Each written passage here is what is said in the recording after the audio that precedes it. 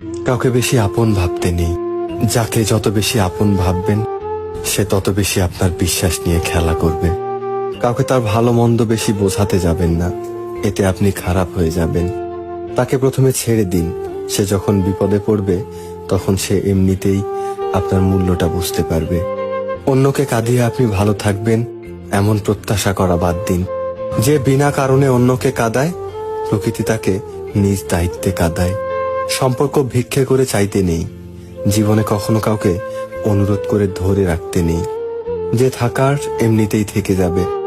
ভিক্ষা করে কখনো কোনোদিন ভালোবাসা হয় না, ভিক্ষা করে কখনো কোনো সম্পর্ক ধরে রাখা যায় না, সত্যিই রাখা যায় না। রবি ঠাকুর বলেছিলেন, ঘরের মধ্যে তুমি যত ইচ্ছে কাঁদো, কিন্তু দরজা সব সময় হাসি মুখে খুলবে।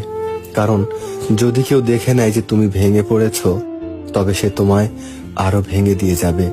আমি সম্পর্ক নামক এই ব্যাপারটাকে ভীষণ ভয় পাই।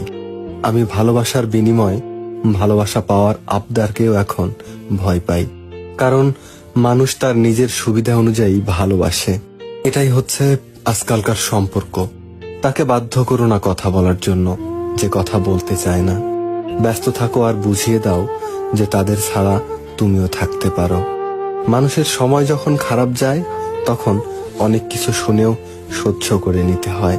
কথা হজম করতে শেখো, এটা তোমাকে জিততে সাহায্য করবে।